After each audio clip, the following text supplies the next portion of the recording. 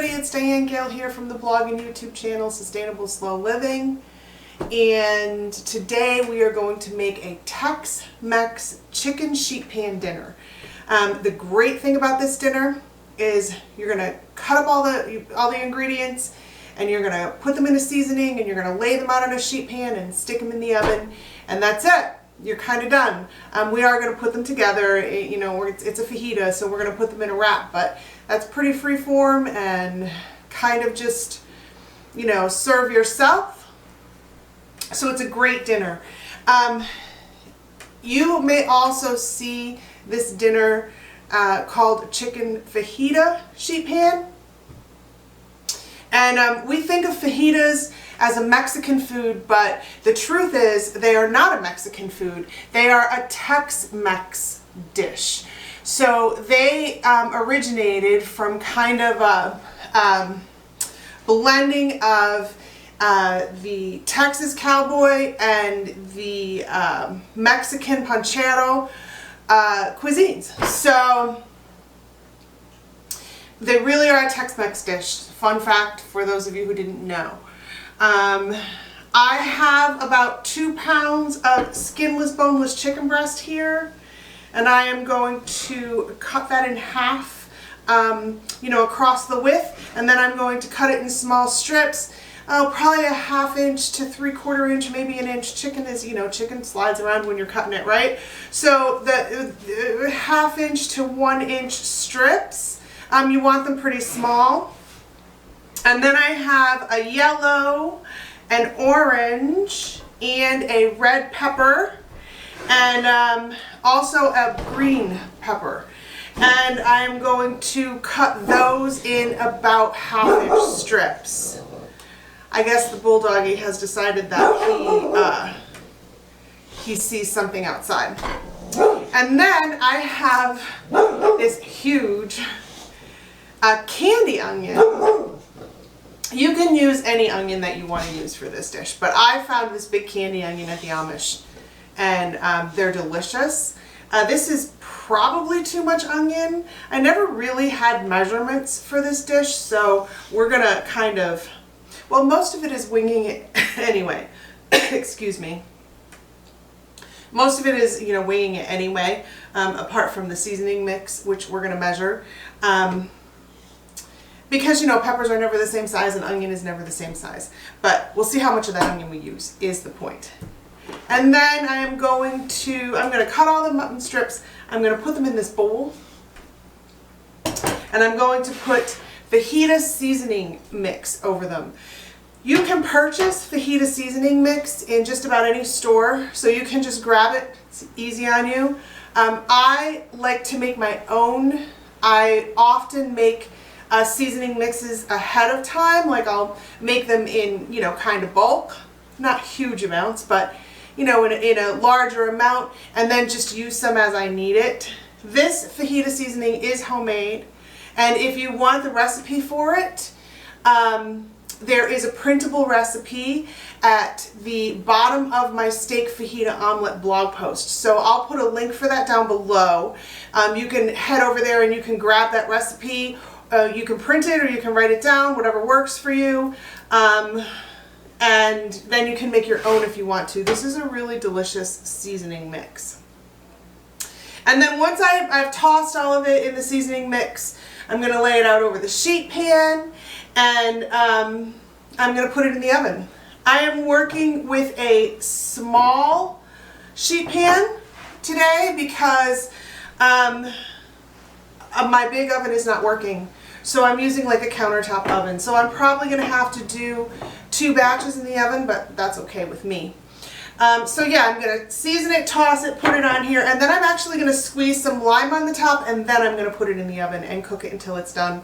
I'm thinking probably 350 for maybe 25 or 30 minutes, but we'll see how that goes. And then you and I are going to put them together into fajitas in a soft flour tortilla. So they're going to be amazing. So yeah, let's just get this stuff cut up and in the bowl, and we'll be ready to go. I like using tricolor peppers for this along with the green pepper. You don't have to include the green pepper. I just happen to have it in the house. But I like using the tricolor because they are sweeter and they have a little bit of a different flavor than the green bell pepper. So I like their flavor a little more, and I tend to choose those over a green bell pepper. However, the green bell pepper has its virtues, and every once in a while, you know, you're in the mood for that flavor. So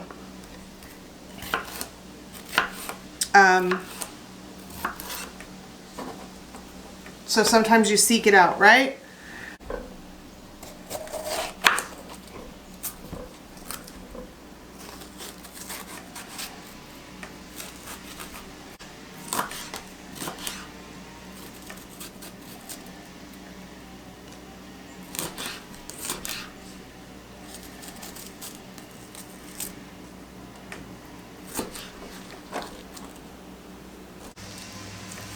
So you want the onion to be in strips like this.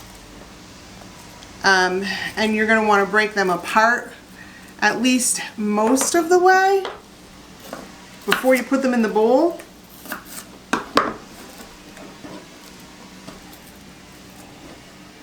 You're kind of cutting everything into strips. Your onion, your peppers, your chicken. I mean, not kind of. You actually are cutting everything into strips. And you want them to be a similar size,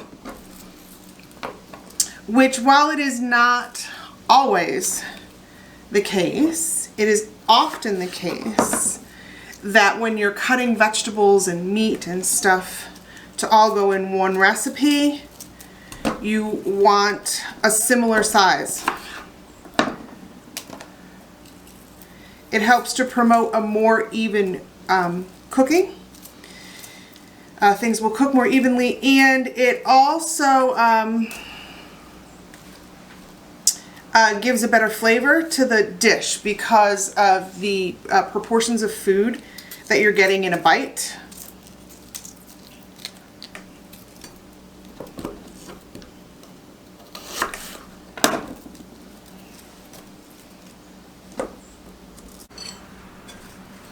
Alright, so this bowl was getting way too full with the onion in it.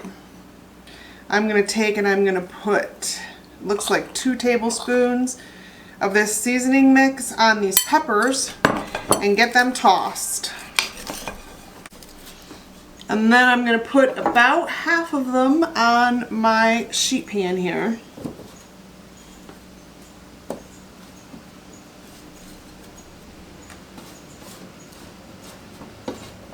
And set this half aside for now. And then I'll take another bowl and get these onions in there.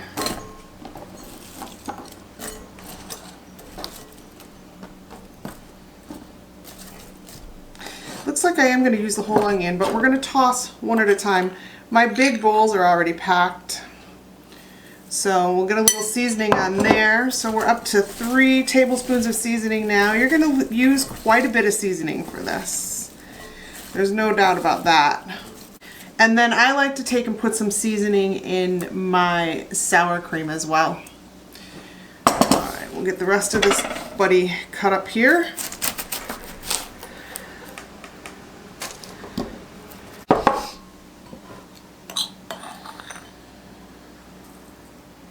Alright you guys, and then the chicken.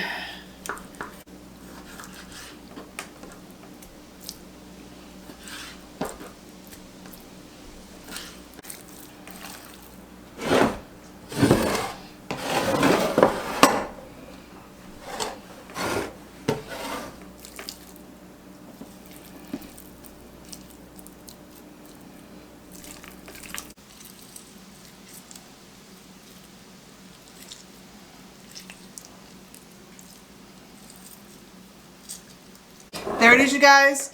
It is ready to go in the oven. And there is enough here that, like I said, I'm going to have to do 2 of these. So I'm gonna have to bake both of them off, and then I will come back and I'm gonna show you what I think is the best way to eat them. So I've got, like, I don't know, must be about a tablespoon of that fajita seasoning left in there. I'm just gonna take some sour cream and put it in there. I'm not really measuring anything here. This is kind of by eye. So I don't know, that's gotta be 3/4 cup there. Maybe even a cup. I'm trying to get that fajita seasoning off the bottom.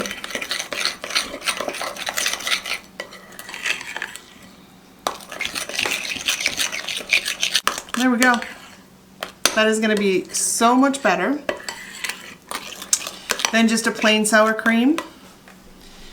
You can also take and like cut up chives and put chives or scallions or something like that in your sour cream. But I like the fajita seasoning. All right, you guys, here we go. This is the finished product. So we have chicken, we have the peppers, we have the onions, all done in the fajita seasoning. We have the tortillas that we're going to wrap them in. That is some homemade pico de gallo, and the recipe for that is on the blog. I will put a link for it down below so you can make yourself some if you want to. It's fabulous with these. There's our sour cream mixed with some fajita seasoning, some limes, and some shredded cheddar, white and yellow. These are going to be fabulous. These are going to be great, and these are fun to make too. So like if you you know, if you have a bunch of kids in the house, because kids love to do stuff like this, or if you are having a party, they're really fun to make. They really are. A little bit messy maybe, true, but fun. And it's just me, basically. I mean, my son is going to have some in a little bit, but for right now, it is just me, and I am going fingers in. You want to get enough, you know, that you have a little bit of everything, but you also want to be careful, because if you get too much, they're too hard to eat. But I do like it all on here. A little bit of cheese, a little bit of yellow cheese, because why not? Now you can also put the cheese over this and just leave it in the oven long enough for the cheese to melt.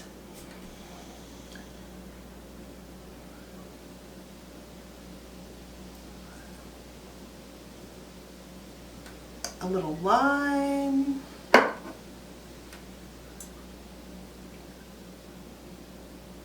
I like the sour cream, so I'm going to put quite a bit on there.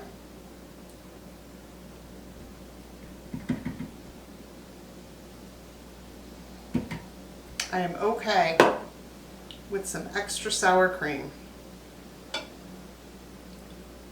And this pico de gallo is great. I made this one with a different pepper than jalapeno. The recipe calls for a jalapeno.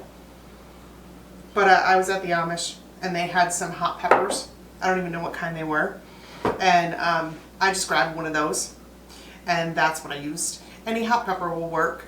Jalapenos are pretty traditional in a pico de gallo, but any hot pepper will work. I need something for my hands, and then we're gonna have a bite. Okay, here it is. Now you can do this like a wrap, you know, and tuck in all of your ends and everything, the way you do a wrap.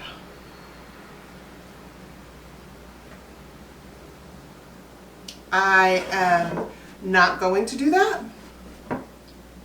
I guess it's just pure laziness at this point, not even kidding. I just want to bite.